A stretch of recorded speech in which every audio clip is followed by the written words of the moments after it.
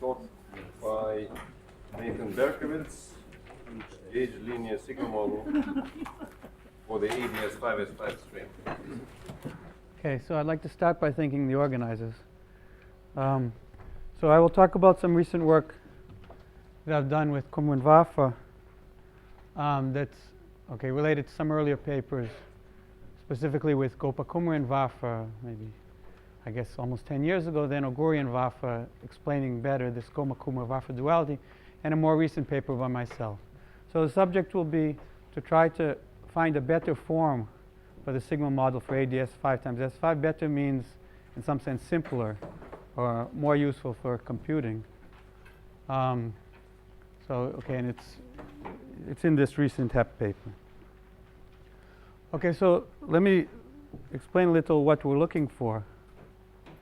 So, of course, the Maldo-Descendant conjecture relates to B superstring on AdS 5 times S5 with n equals 4, d equals 4 super Yang-Mills, which you can think of as a closed open duality. And I'm just going to compare this closed open duality with another closed open duality which was understood by Gopa Kummer and Waffer. So, of course, in the Maldo-Descendant conjecture, you have Ramon-Drummond flux on the superstring side, which is related to d-branes on the open string side. And the strength of the Ramon-Drummond flux, or if you like, the curvature, is related to the number of d-branes in the usual way, where GS is the coupling constant. So although this conjecture, of course, relates non-perturbative on both sides, it also relates perturbative on both sides, in the sense if you take GS to be very small, and you also take GSN to be very small, then it relates perturbative on this side with perturbative string theory on this side. But of course, it's not the usual perturbative in alpha prime, because when G is small, that means that R is going to be small, so the radius is going to be small instead of the large radius. So, of course, you can use perturbative string theory to study this side, but first you have to know what is the string theory. So we have to understand what's the R going to 0 limit of the string theory on AdS 5 times S5. So, of course, the R going to infinity limit is well understood, and it's near flat space limit. But the R going to 0 limit is singular if you use any of these Green-Schwarz or pure spinor or any of these sigma model descriptions. So the question to answer first is what kind of description are we going to have for the sigma model when R goes to 0? And we're going to use insight from this duality that relates to Connerfold and Chern-Simons. So this would be the closed string side of the Gopa Kummer-Waffer duality, and this would be the open string side. So with this kind of limit, you mean, for example, SU2 and equal H theory coupling? I don't know why you say SU2. I could be any. String is just Yang-Mills squared, right? So then you want to somehow have small Yang-Mills squared and small soft coupling. Yeah, so GS is very, very small, and N is finite, so, for example. Yeah, okay. 2 is small, yes. Okay, so interrupt me with questions, please. Okay, so let me say a little bit about this Gopa Kummer-Waffer duality. So I'm not going to go into details, but some of the things I'm going to have to describe because they're supposed to be related to things that I'm going to later describe for AdS 5. So in the Gopa Kummer-Waffer duality, the thing that replaces the superstring on AdS 5 times S5 is some topological string. So it's a simpler version of string theory, and it's described on some resolved Connerfold, which is some Calabi-Yau threefold. And that turns out to be related on the open string side to d equals 3 Chern-Simons. It was described by Witten as an open string theory. And it's not flux in this case, it's some B field of this topological string, which is going to be related to the number of d-branes, and T is some modulus that appears in this topological string. So the analogy is not complete, but at least there are very similar features. And now in this case, it turns out we do know how to describe the sigma model, both in the limit where T is non-zero, or T is large, and T is small. So how do we do that? We use this object called the gauge linear sigma model. So in this case, the thing we're going to gauge is a U1 gauge symmetry on the world sheet. So we have a U1 vector multiplet, but remember this is a vector multiplet on the world sheet, not in space-time. And this sigma model has n equals 2, 2 world sheet supersymmetry. So in 2 dimensions, n equals 2, 2 world sheet supersymmetry means you have 4 fermionic super Grassmann variables. So that's the 2 left moving and 2 right moving, which I'll call kappa plus and kappa minus, so that would be left moving and right moving. And then you also have the complex conjugate, kappa bar plus and kappa bar minus, and you integrate over all four of them. And this is the way you write down the sigma model action in superspace. So you have worldsheet superfields. So first of all, you have these chiral superfields phi. So chiral means they only depend on kappa plus and kappa minus. So they essentially, each phi has two bosonic components and two fermionic components. So I have capital I of these, but each of these, for each value of I have one chiral scalar superfield. So these are fermions, the psi's, and these are bosons, phi and f. Now phi is going to propagate. When you write this in terms of components, this gives the usual d phi action, or d phi bar action. But f turns out to be an auxiliary field. It appears in the action when you write it in components. It's just f bar. So this is a chiral scalar superfield. You also have the anti-chiral scalar superfield, which is just the complex conjugate, which instead of depending on kappa plus and kappa minus, depend on kappa bar plus and kappa bar minus.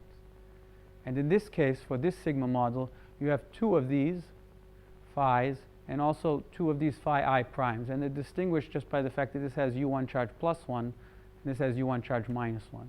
And it's necessary to have equal with plus charges with minus charge in order for the not to have a U1 anomaly. So this is an anomaly-free sigma model. And this is the way you write the action. So in components, it would just give the usual d phi bar in terms of this small phi, and then coupled to a gauge field. So the d's become covariant derivatives. And v is a vector multiplet, which has as one of its components just the usual two-dimensional gauge field. So a plus and minus are just a gauge field in 2 dimensions. And it also has some scalars. So sigma and sigma bar are scalars which propagate. So if I wrote down the kinetic term for v, these would propagate. And d is an auxiliary field, which is present in the d equals 2 vector multiplet. So you can think of this actually as coming from the n equals 1, d equals 4 vector multiplet if you do dimensional reduction.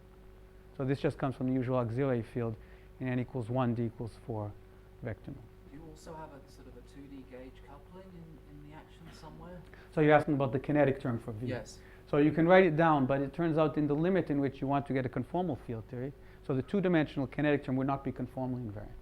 Ah, sure. So when you go to the limit in which you want to go to the infrared limit in which you turn off those kinetic terms. Including the kinetic terms for those scalars, sigma and sigma bar. Yes. Right? Yeah, so they don't propagate anymore. That's right. Okay, and these chi's and chi bars are the gauginos for the two-dimensional. So these only will appear in this model once you go to the infrared limit from their couplings to the phi's. Okay, now this term is of course a phi Heliopolis term. It just couples to v, which is just the auxiliary field after doing the superspace integral. And this is a well-known way to break either supersymmetry or gauge symmetry, in this case gauge symmetry. So when you turn on the phi Heliopolis term, when t is non-zero, t is this modulus that is going to be related to GSN. And when t is non-zero, what you find is that the fields get expectation values. So you go to some Higgs phase. So if you just look at the equations of motion you get by writing in components and varying the auxiliary fields in the vector multiplet, you find that t is related to the expectation values of the scalar fields. So these are just the lowest components of these matter fields. And you also get some coupling of sigma. And I didn't write down the fermion coupling. So when t is non-zero, you see that that determines one of the values of phi in terms of the other values. So phi gets some background value which breaks the U1 invariance. So this is called the Higgs phase. So when t is non-zero, you're in the Higgs phase, and you only have 3 independent scalars instead of 4. So remember, capital I goes from 1 to 2. So you have 4 complex scalar fields originally, but after going to the Higgs phase, you just have 3. So this equation of motion fixes 1, and you gauge the phase part of it. So you just have 3 complex scalars in the Higgs phase, and those are the 3 complex scalars that describe the Calabi-Yau. So this is the Higgs phase, and in fact, if you just plug that value for the phi back into the action, you just get this action for the Calabi-Yau threefold, where t becomes the radius of the Calabi-Yau threefold. Okay, so how is this going to be relevant? Well, the original gauge linear sigma model was perfectly well behaved when t goes to 0. So when t is non-zero, you can interpret it as the radius of this Calabi-Yau threefold. But when t is non-zero, something new happens. So you no longer break the symmetry. What happens is, if you go to the previous equations of motion and you just set t equals 0 here, you find that all of the expectation values vanish. So U1 is unbroken, but now all the phi's have vanishing expectation value. So if you think of this as what's going on in the closed string world sheet, you can think of the fact that they all vanish as developing holes on the world sheet. So another thing that happens is that sigma has to vanish in this Coulomb phase. That's easy to see because sigma, one of the equations of motion is just sigma times the product of these expectation values. So if these are all 0, sigma no longer has to vanish as it did in the Higgs phase. Okay, so in the Coulomb phase we now have this field sigma, which is unconstrained, but all the phi fields have to vanish. So if you think of the way the string is described, so this is supposed to be some closed string genus 1 world sheet, then you see that the phi's in these Coulomb phase are all 0. So the rest of the world sheet is supposed to be in the Higgs phase where the phi's are non-zero. So you can think of the Coulomb phase as being holes in the closed string world sheet. And the boundaries of these holes can now be interpreted as just de-Bruyn boundary conditions. So the idea is that when t goes to 0, this develops a new phase, the theory develops a new phase in which you have the U1 is unbroken and you have these holes on the world sheet. Now how is this related to Chern-Simons? Well, once you have these holes on the world sheet, it's natural to think of them as faces in some open or some gauge theory Feynman diagram. So when t goes to 0, these holes start to get bigger and bigger, and eventually they squeeze out everything except for these thickened Feynman diagrams, which are now going to be the thickened Feynman diagrams for Chern-Simons. So of course there are various things to check if you want to use this picture. For example, you have to see that this Chern-Simons Feynman diagram, of course, reproduces the correct Feynman rules. So you have to get, for example, the right factors of GSN for each hole in this Feynman diagram. And that was shown by Guri and Vafa to come from this picture here. And in fact, they showed much more. They showed that, for example, these holes, in principle, these holes do not have to be disks. But what they showed is that when they are not disks, then in fact, they don't contribute to these Feynman diagrams. So the Feynman diagrams only get contributions when these holes have the topology of disks.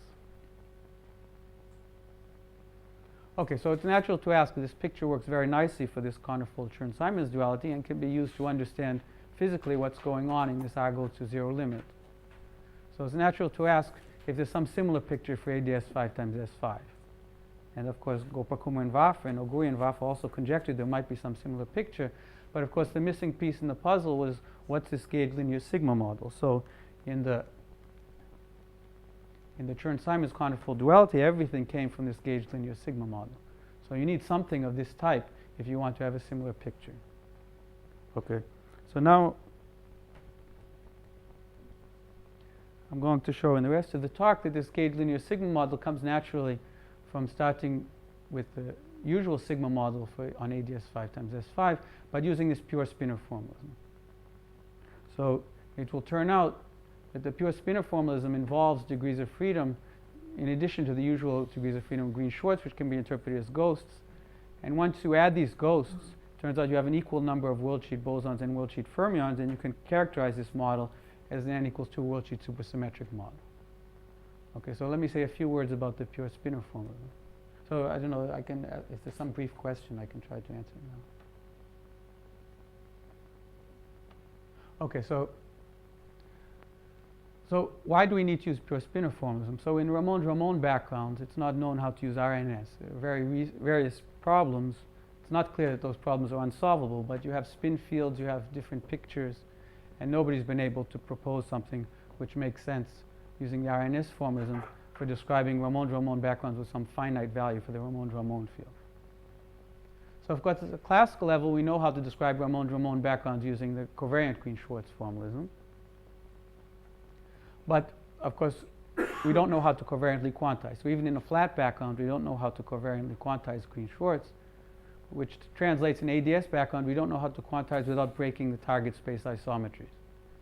And when you do computations, it's very convenient to keep as many symmetries as you can. So of course, one can do certain computations in light cone Green-Schwarz even in a flat background. So for example, the spectrum we know how to compute. But if you want to compute scattering amplitudes going beyond 4.1 loop using light cone Green-Schwarz has not been done, and it's just that the computations get so incredibly messy. Now, of course, in AdS 5 times S5, the first goal is to compute the spectrum.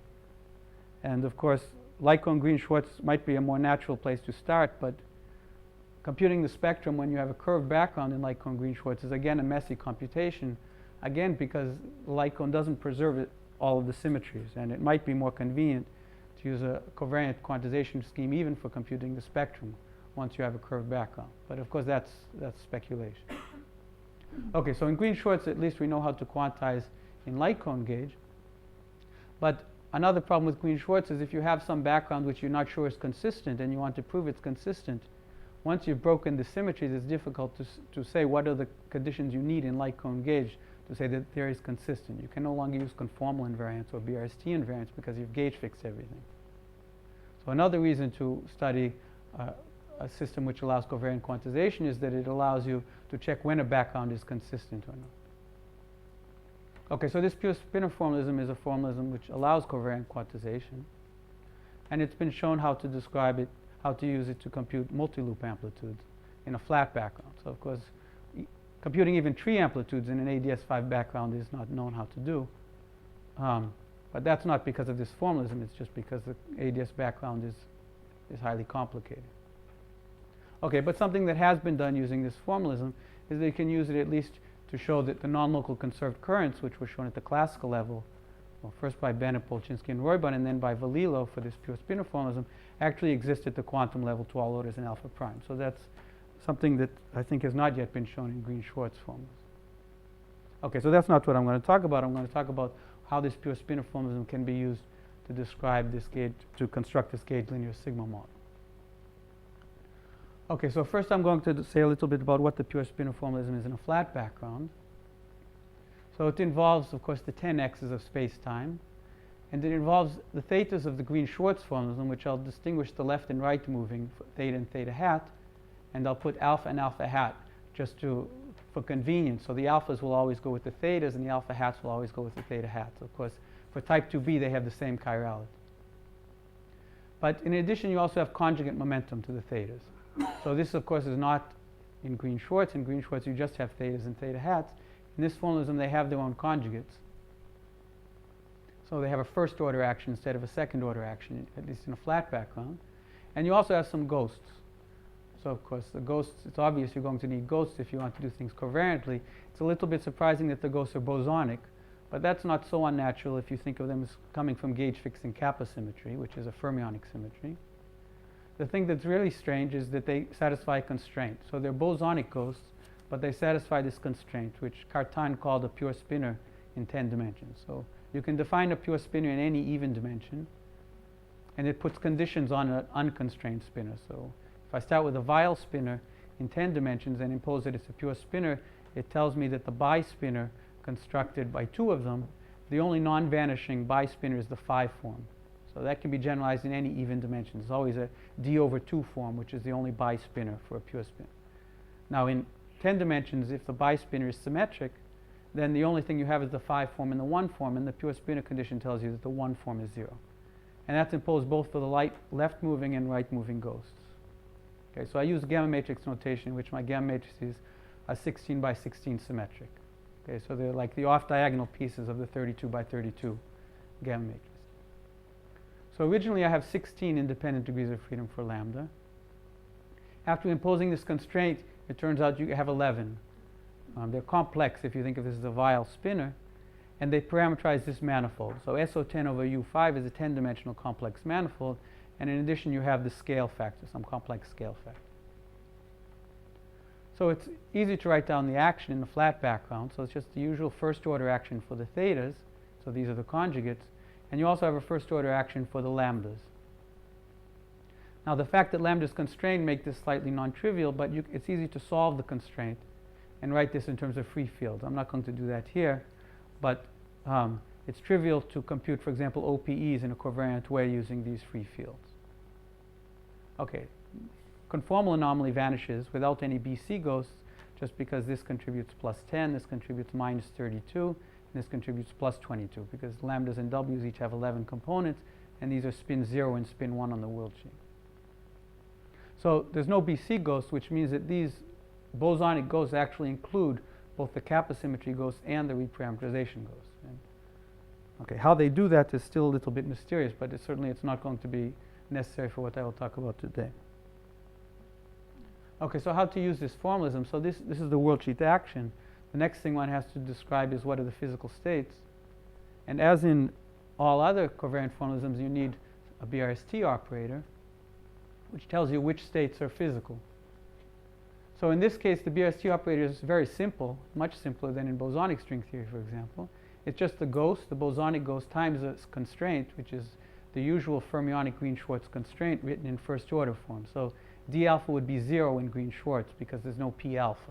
So p alpha, if you define as just the canonical momentum, when you construct this from the Green-Schwarz action, you just find it's identically 0. So in this formalism, p alpha is an independent field. So this idea was first developed by Siegel. And in this formalism, d alpha is going to be just some independent field constructed from the p's and thetas in this way. And it's going to be the constraint in the sense that the BRST operator is constructed from.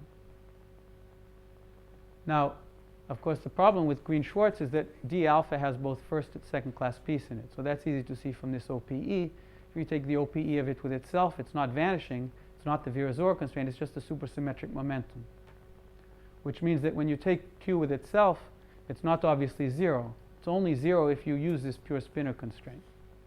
So the fact that D has a second class piece is somehow cancelled by the fact that lambda satisfies a pure spinor condition. Okay, so D alpha is of course just the worldsheet version of the space-time supersymmetric derivative. So when you take the OPE of it with a superfield, you just get D alpha of the superfield. So that's very convenient. Okay, so I'm not going to go through the whole formalism of computing amplitudes, etc., but I'm just going to use the fact that to construct the sigma model in a curved background, what do you need? Well, if you know the action in a flat background and you know the vertex operator, you just add the closed string supergravity vertex operator, and you have to include, of course, the back reaction, and that's supposed to give you the action in a curved background. Okay, so what does it do for in this formalism? So the open string vertex operator can be constructed out of the open string Super-Yang-Mills superfields. So AM, W alpha, and FMN are the Super-Yang-Mills superfields. So this is the gauge superfield, and these are the superfield strengths for Super-Yang-Mills. So of course we don't know how to construct off-shell actions for 10-dimensional Super-Yang-Mills, but we do know how to construct on-shell superfields. And these are the superfields. And then when you generalize this to the closed string, essentially you just take the left-right product of two open string vertex operators. And we get the term of AM with AM from the left and the right. That gives the usual GMN plus BMN if it's symmetric or antisymmetric. So these Y's are either X's or thetas. And now you can also get couplings coming from the D's or from these W gamma lambdas. These are the Lorentz currents built out of the pure spinor ghosts. So these are necessary to couple to the field strengths in the same way as in the RNS formalism. If you write down the vertex operator for the gluon, you have coupling of FMN to the Lorentz current for the psi's. Okay, so this is quite natural. Now, the closed string vertex operator also has a coupling of D left, the left moving D, and the right moving D, when you take the left-right product of two W's. And this is something that's not in Green-Schwarz action. So the Green-Schwarz action only has the first term. This action, this vertex operator, of course, has other terms, which are needed for BRST invariance. And the Ramond-Ramond field strength appears in this superfield here. So, of course, the Ramond-Ramond field strength also appears as higher theta components in G and B. But in this formalism, it actually appears in a superfield at lowest order in theta. So you get the coupling of D left and D right, the left and right moving D, with a constant value if you're working in the AdS 5 times S5 background where F is constant. So throughout this talk, I will use the convention that the constant value of F is just written as eta. So, of course, it's related to the gamma 5 form. Okay, and then the action is going to be just the flat action that I wrote down earlier, plus the closed string vertex operator, this one here, plus the back reaction. And now you can see this closed string vertex operator has quadratic couplings of D and D hat. So these are auxiliary fields. So you no longer need a first order action because I can integrate out D. And after integrating out D, the action is only going to depend on the Y's, on the X's and thetas. So it's going to look very much like the Matsayev-Zeitlin action for Green-Schwarz, but it will be different. So the Matsayev-Zeitlin action will be just this first term. The pure spinor formalism is this term, plus there's a term here, plus there's a term coming from the fact that the curvature is non-vanishing. And then when you integrate out D, it's going to give you this, okay, I'll skip it and then come back. So it's going to give you an action which involves the Matsayev-Zeitlin currents, but it gives additional terms. So let me tell you what the notation is. I think most people have already heard this. So in the Matsayev-Zeitlin action, we have a coset constructed out of PSU224 over SO4 1 times SO5 variables. So the x and x tilde I will use to denote the bosonic AdS5 and S5 variables, and the theta and theta hat are defined as in a flat background.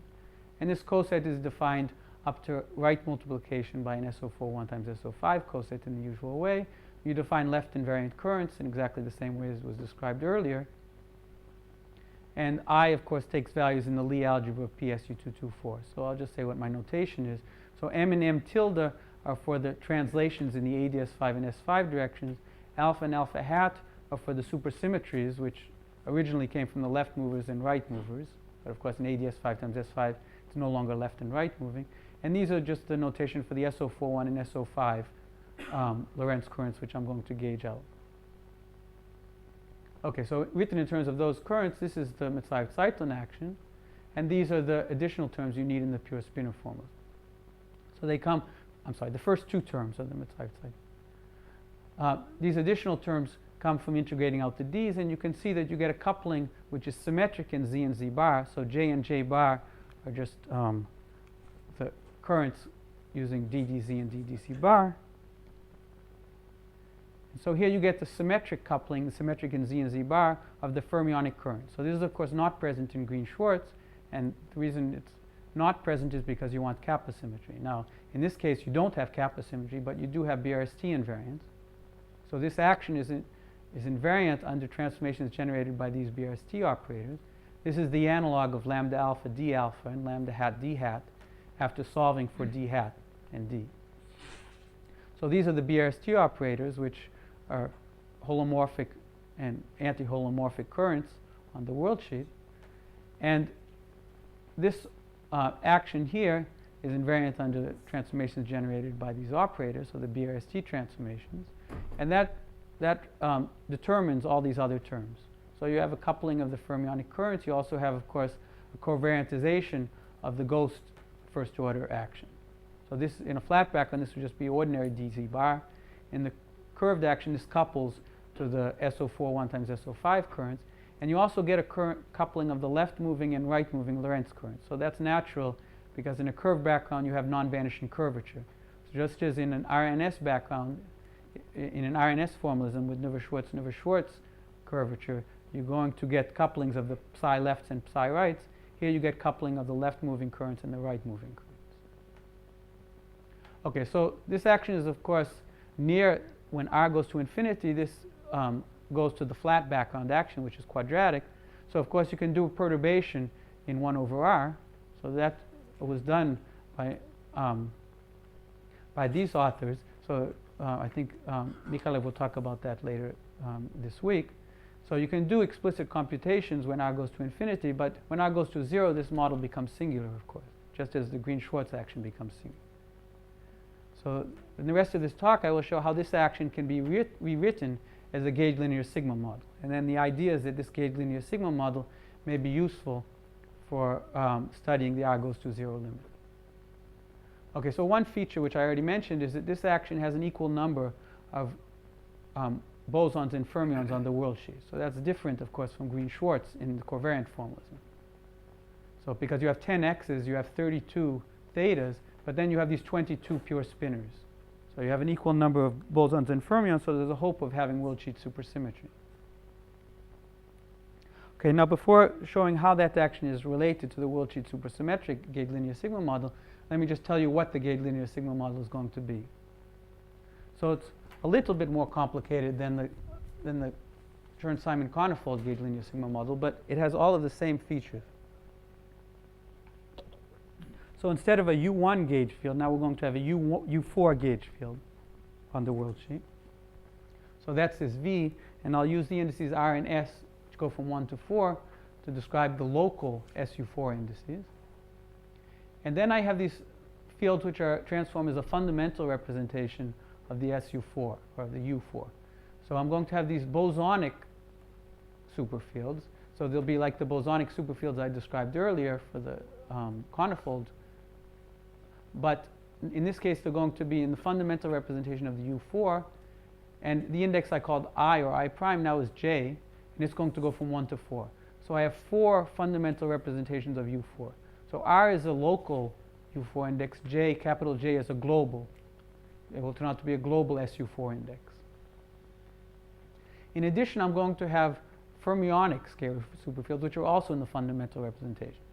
But this capital A also goes from 1 to 4, but it's going to be an SU2, 2 index. So these two superfields, these are fermionic. The lowest component of theta is fermionic. The lowest component of phi is bosonic. Will transform into each other under the PSU224, or even bigger under the SU224 transformations. So this capital A and capital J index you should think of combining into an SU224 vector. So I just wrote 2 different symbols for the superfields just to remind you that these are bosonic superfields, these are fermionic. And the action is essentially the only thing you can write down. If you want to have both U4 local invariance and this SU224 global invariance, all these superfields have to have the same charge. There's no problem with an anomaly because you have an equal number of bosons and fermions. And in addition, of course, I'm going to have a phi Heliopolis term which will couple to the U1 part of this U4 vector multiple. So now the claim is that this action is equivalent to the AdS 5 times S5 action I described earlier. So this action here. So showing this equivalence takes a little bit of work. This does not come from dimensional reduction because of the fermionic superfield. Dimensional reduction of what? For dimension's sake, like in the U1 case. Oh. So I haven't thought about getting this from dimensional reduction of a 4-dimensional action. But it has n equals 2, 2 on the world sheet. Yeah. Typically. So, well, it's manifest in the way I've written it. So Yeah. the D4 kappa, so let me say a little bit more. So these kappas are the same kappas as before. These are chiral scalar superfields and anti-chiral scalar superfields. So these are all the n equals 2, 2 world sheet supersymmetry transforms in the usual way on these superfields. And these V's are precisely the same as before. It's just now the gauge fields are U4. So everything is in the adjoint representation. So the sigmas also are now U4 in the adjoint representation. So, but the n equals 2, 2 world sheet supersymmetry in this description is manifest. So are there other questions? So it's a good time to ask questions about this because otherwise you won't understand the rest. So the connection to the original action is this morally the same as in the Gopa-Kumar-Vappa case. In some sense, the Higgs branch is AdS5 That's what I plus was S5. showing, yes. Yeah. Are the equations of motion the same? Yes. So, of course, I didn't tell you what the relation is between these components, so that's what I will tell you now. How to relate these superfields here with the superfields, with the component fields in AdS5 times S5. But once you understand that relation, yes, the equations are the same. Is the scalar field kinetic term invariant under SU22 or SU4? As you've written it. This term? Yeah. Global SU4. Well, you're talking about the conformal group, the SU22/4. So SU224 is going to transform the thetas into the phis. Yeah, but there's an SU22 which just acts on the phis. That's right. So it doesn't act on the phis. It only acts on the thetas, the SU22. You're asking about this SU22. Yeah. So it just acts on this capital A index. So I'm probably not saying it in a clear way, but so I could have written this thing as in terms of just one superfield, which would have an R index upstairs, and downstairs would have either a J or an A index.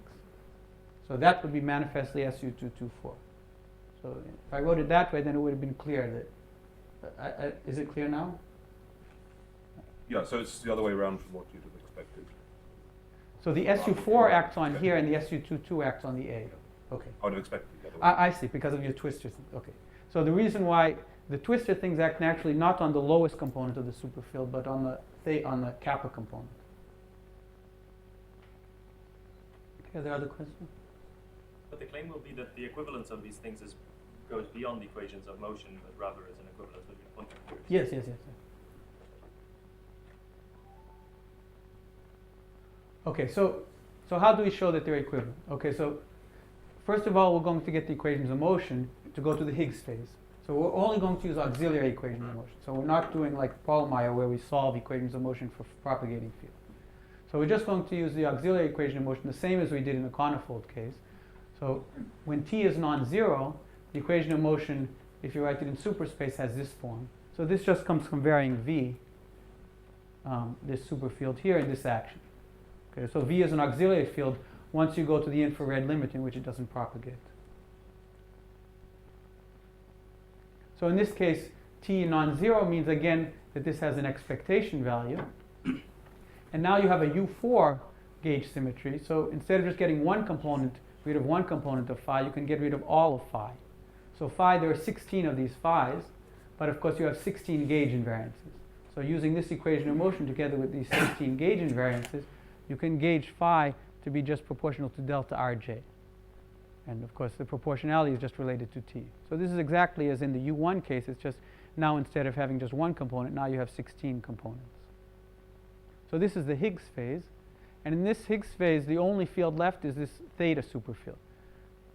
So we haven't broken n equals 2 to Wiltshire supersymmetry, but we have broken the U4 because we've connected the SU4 global and the SU4 local.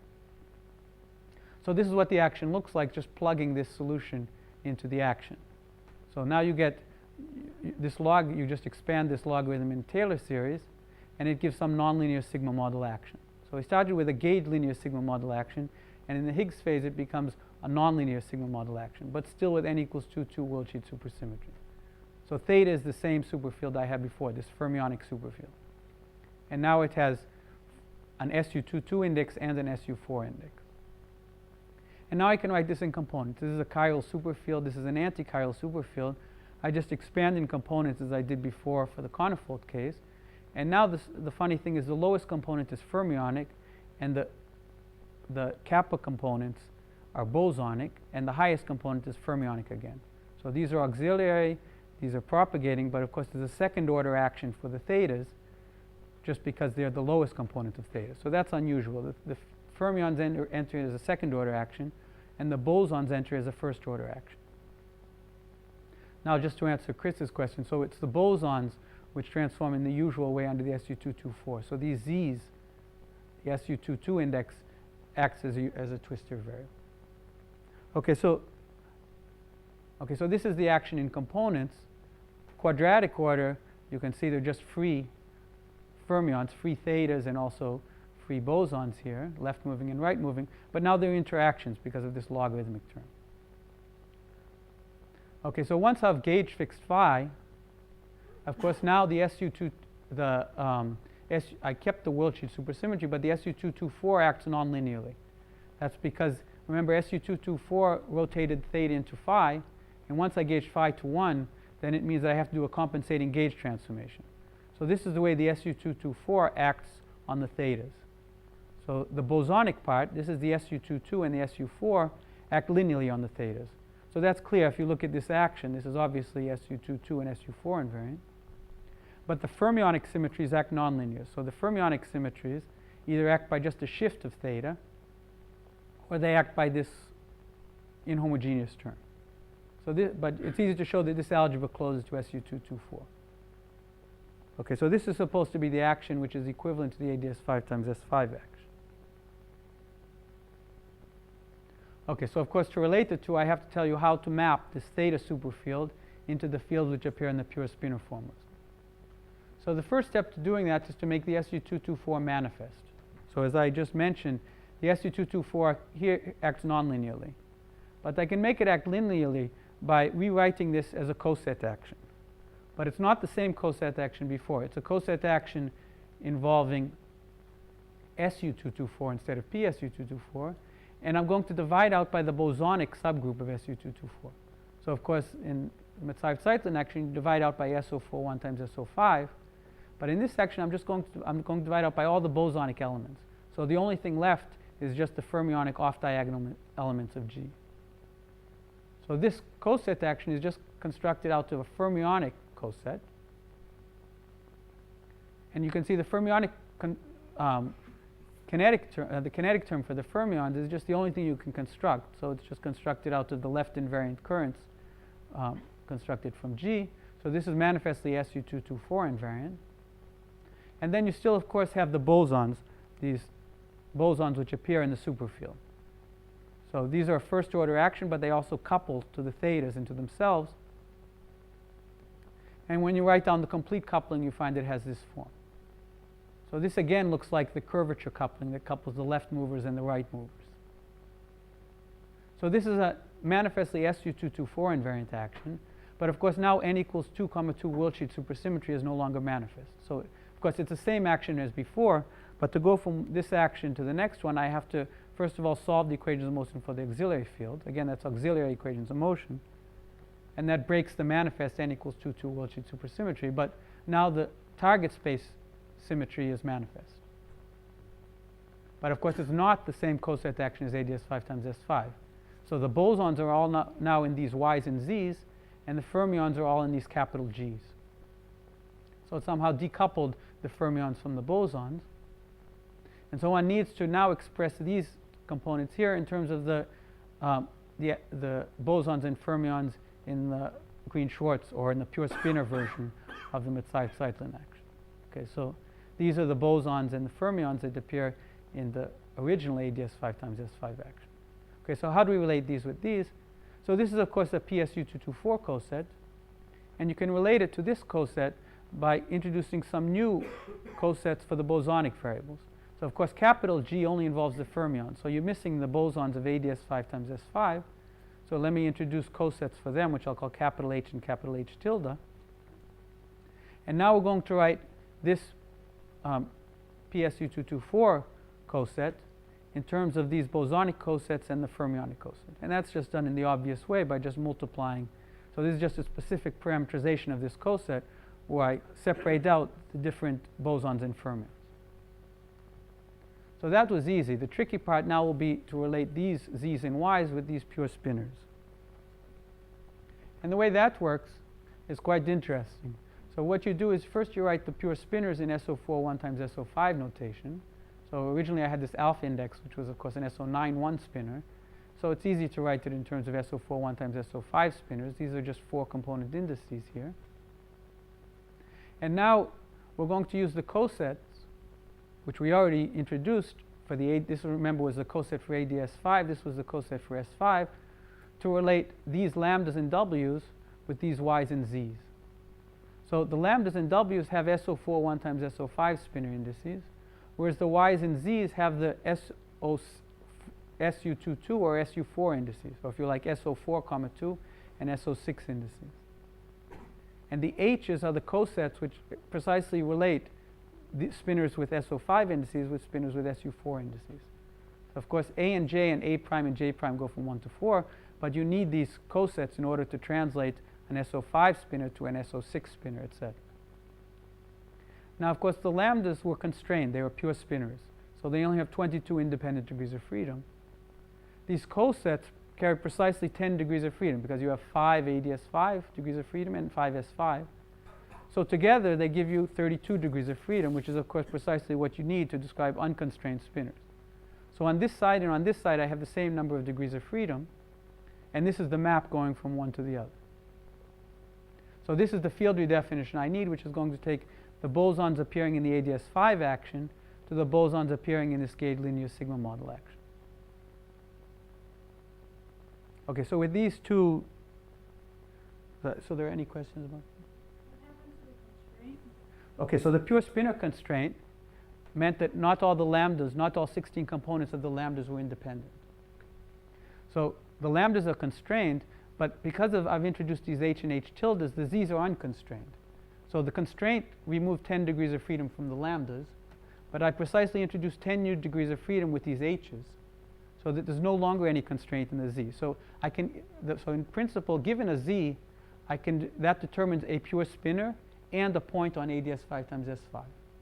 Or alternatively, given a pure spinor and a point on AdS5 times S5, that determines an unconstrained Z. Any other questions? Okay, so after doing this field redefinition, so I told you how to go from the variables in the gauge linear sigma model to the variables in the pure spinor. You just plug it into the action. So this is a 2-page computation to go from here to here. What you find is that it's equal to the AdS5 times S5 action plus a BRST trivial term. So it doesn't quite fall on the AdS5 times S5 action. And in fact, it's easy to see that it can't. And I'll explain why you need this BRST trivial term in a second. So the BRST trivial term is slightly complicated. It involves things with lambdas in the denominator. But it can be explicitly written, and it's ZZ bar antisymmetric, so it affects only the Wess-Zumino term. And it essentially replaces the fermionic Wess-Zumino term, this is the well-known Wess-Zumino term for the Green-Schwarz model, with a bosonic Wess-Zumino term, where the direction of the bosonic Wess-Zumino term is related to the directions of the pure spinors. Now, the reason why you know that something like this has to happen is because this action I wrote down earlier has more than PSU224 symmetry. So this action here actually has SU224 symmetry. So it's invariant under an extra U1, which PSU224 doesn't have, and the Green-Schwarz action doesn't have this symmetry. It's exactly because of this Wess-Zumino term. This Wess-Zumino term is the only term in the Green-Schwarz action which doesn't have this extra U1. And this BRST trivial term replaces this term with this and exactly allows the action to be fully SU224 invariant. So under this extra U1, it turns out the fermionic currents transform into each other. And after you add the BRST trivial term, you get an action which is invariant under the full SU224. Now immediately you're going to ask, well, the physical theory is not invariant under the SU224. So how is it possible that the action is invariant under the SU224? Well, in the pure spinor formalism, the action is not enough to describe the physical theory. You also need the BRST operators. And the BRST operators are not invariant under the extra U1. So that's easy to see just because the extra U1 takes the so-called left-moving fermionic current into the right-moving, or what was left-moving in flat background into what was right-moving in the flat background. And the BRST operator is not invariant under that. That's easy to see. So the physical spectrum will not be invariant under the full SU224 just because the BRST operator is not. And in fact, it's quite interesting to see how the BRST operator transforms under the extra U1. So it transforms into an additional conserved current. So there are actually extra conserved currents besides Q and Q bar in this model.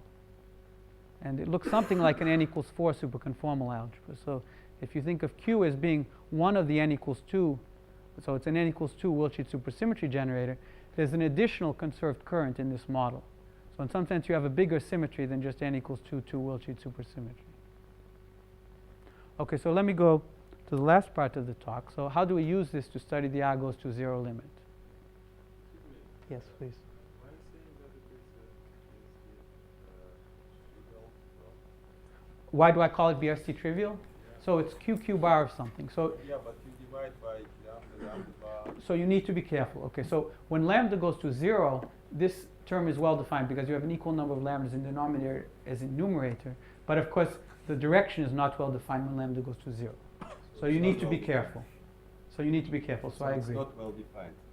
So at lambda equals 0, it's not well defined. But at any value of lambda which is non-zero, okay, so the way I understand it is, if you think of lambda bar as being the complex conjugate of lambda,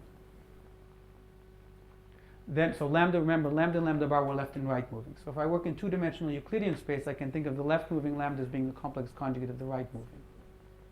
And in that case, Do you have a positive definite in two-dimensional Euclidean space, in this case? so I Wick rotate everything. SO10 and then, For lambda bar. yeah, so I think of lambda as being an SO10 spinor. So this term in the denominator doesn't have a positive definite. Yes, so if I Wick rotate everything, yes. So then it's just lambda bar. It's just the square of each component of lambda. The modulus squared of each component of lambda. So for the denominator to vanish after Wick rotation, all of the components of lambda must vanish. So lambda equals 0 when all the components vanish is a sick point. And so there may be some subtlety here. So I am not... So you may just throw away a lot of things, right? No, I don't think so. Why not? You allow singular vectors and claim that they are lead to BRST trivial vectors. Well, if you can give me an example in a flat background. So maybe we can discuss later, but if you can give me an example in a flat background of something that this... Okay, well, maybe we can discuss it later because it's not going to be... Okay. It's a point of discussion, I agree. Okay, so how can we use this sigma model to study the R goes to 0 limit? So Okay, so this is the action. I just rewrote it. And what I claim to show is that when t is non-zero, then up to this BRST trivial term, we reproduce the AdS 5 times S5 action. And it turns out that t is going to be equal to r squared when you look at this equivalence. So when t is non-zero, it means that the radius is non-zero. So again, when t goes to 0, that corresponds to r goes to 0 limit, as was the case in the conifold. Now when t goes to 0, again we have this type of equation of motion. And when t equals 0, there's an obvious solution, which is all the superfields are 0. So that's one solution of this equation of motion when t equals 0, which would correspond to the Coulomb phase. And that would imply, as before, that we have these holes on the closed string world sheet. But Are there other solutions? yeah, so that's what I'll get to. So this is a solution. If I Wick rotate everything, this is the only solution, because if I Wick rotate everything, well, aside from the fact that you have nilpotent objects here, okay, if all the phi's are 0, it's difficult to solve this equation. Okay. But this is certainly one solution. Now, if you work in Minkowski metric, there are other solutions. So if you go back to this equation, remember this was an SU4 index here, the J's, but this was an SU22 index. So there are other solutions, and one natural set of solutions. So again, everything depends on how you define the signature. But it seems that a natural signature to use is a signature that's related to this PSU22 squared, or if you like, this is the way I write PSU22 squared. So there's a solution which involves splitting capital J, so J goes from 1 to 4, and capital A, which also goes from 1 to 4, into 2 component indices. So of course, capital A, everybody knows, it splits into alpha and alpha dot. Capital J, I'm also going to split. So that's actually, this splitting is useful when you want to describe harmonic superspace for n equals 4 super Yang Mills, in which the SU4 index is split into a J and J prime, and you define complex conjugation, which is better defined as harmonic conjugation, to flip J and J prime. So of course, this is not the usual SU4 metric. This is the SU4 metric plus some Z2 transformation, which takes you from one, which acts, so you do complex conjugation plus a Z2 transformation in SU4. So this is what's called harmonic conjugation. And it flips J with J prime. Now with this definition of conjugation, there's a non-trivial solution, which is you set just half of the phi's to vanish. So I set phi with a small j and theta with the small little alpha index to vanish. And of course, they're conjugates. But I don't flip, I don't switch phi with a j prime index to vanish. So this is a less trivial solution. And in fact, you can make even, one can do even something more general, which is in the choice of how I choose j and j prime, I can introduce some parameter. So these parameters tell me which components of these I'm going to set to 0. Now these parameters precisely describe this coset. It's SU224 over the different ways of breaking SU224 down to this PSU112. So of course, this choice here breaks SU224 in this way, and these parameters allow me to recover the full SU224 symmetry. Now these parameters, in fact, are precisely the parameters that are useful for describing gauge invariant states in super Yang Mills, at least the half BPS ones. So the way that works is these parameters here now will describe the different possible boundary conditions. So different choices here correspond to different choices for which phi's have to vanish. So I have different possible boundary conditions, each described by different vertex operators. And these vertex operators precisely describe the half BPS gauge invariant state. So using the usual harmonic superfield construction developed by these two groups, you can construct the half BPS states in this way. So W is the superfield whose lowest component is just one of the scalars. And the U's tell you exactly which of the scalars you choose. So the U's tell you how the SU224 is broken down to this subgroup. Okay, so at least these vertex operators here describe at least the half BPS sector of the gauge invariant operators, and it's possible that if you think about non-zero modes, so this, I just talked about constant modes on the world sheet. If you discuss non-constant modes, you might be able to describe BPS non-BPS sector. Okay, so let me just go to the conclusions. Okay, so the superstring on AdS5 times S5 can be described by this gauge linear sigma model. I agree that there's this question about BRST trivial, but at least this sigma model has this worldsheet supersymmetry. And it also is, of course, useful for studying this R going to zero limit in the sense that when t goes to zero, nothing singular happens. Of course, you develop this Coulomb phase, and one needs to understand if this Coulomb phase can be related to the open string sector of super-Yang-Mills. Finally, there's another version of the coset. If you look in the Higgs phase, there was a sigma model I wrote down in terms of this SU224 coset. And that might be more useful than the PSU224 coset just because it's a symmetric space. So that might be useful for studying things like integrability. So let me just list some open questions. So the thing that Oguri and Vafa showed for the Chern-Simons conifold duality has not yet been shown in this case. So one wants to show that each hole comes with a correct factor of g times n. One also would like to understand the non-BPS sector.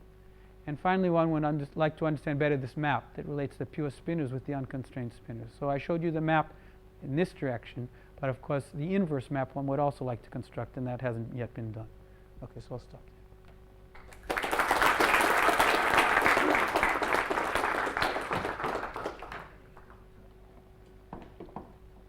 I got the feeling that the original Gopher-Kumar-Vafa thing depended heavily on the fact that we were describing a topological string theory, so that when you look at this n equals 2, 2 supersymmetric worldsheet theory, really you can only make precise statements about the observables of the A and B twists of that model, Yeah. which is sort of the chiral ring, if you like. Yeah.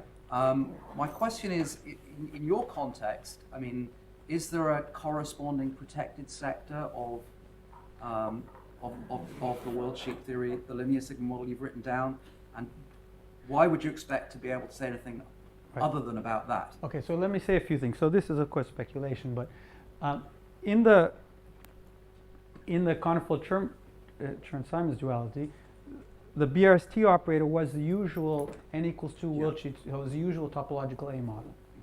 Okay. Now in this model, the BRST operator is not the usual n equals 2 worldsheet supersymmetry generator.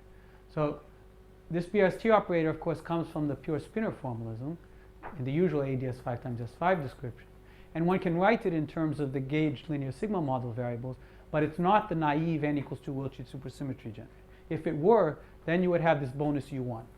So in fact, that's a crucial difference. The BRST operator, so in that sense, it's not a topological A model. So it is a gauged linear sigma model, but the BRST operator is not the usual twisted n equals 2 worldsheet supersymmetry generator. It's more subtle. So it involves, as I mentioned quickly, there's more than just an n equals 2 worldsheet supersymmetry in this model. You have additional conserved currents. And the fact that Q is not, involves these additional currents means that there might be something non-trivial in the BRST cohomology. So that's, now of course there should be a conserved sector. So of course the sector that I described up to now is the BPS sector. And that's related to things which depend only on zero modes of these variables. So I suspect, so of course in the usual topological A model, zero modes are everything. Yep. In this model, there has to be more. So the conjecture is that because this BRST operator is not the usual one, there may be non-zero modes in the cohomology, and of course that would be related to the non-BPS sector. But do you think you can say anything quantitative about them using this formalism? I mean, Sure. for example, the Oguri-Vafa proof really required, you know, the features of this 2, 2 twisting, right? I mean, you need to include the kinetic term for these auxiliary fields in the vector multiplet to get this picture with the disks. I mean, otherwise. So let me say it a different way. So you want to ask, how do I see that there are non-zero modes? Okay, so well, I can of course go to the large T limit. So of course, this T variable is equal to R squared for any value of R. yeah. In the large T limit, I know I have to recover the original near flat, where there are certainly non-zero modes. My question wasn't about whether there are non-zero modes or not. You asked if I My could question is compute. whether you can reasonably expect this Gopher-Kumar-Vafa type proof of the equivalence to an open string description to go through.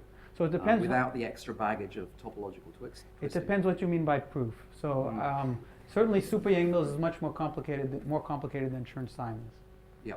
But certainly some features of super-Yang-Mills, for example, recovering this correct GSN dependence, that I certainly expect to be able to do. If I can't do that, then probably there's not much that can be done.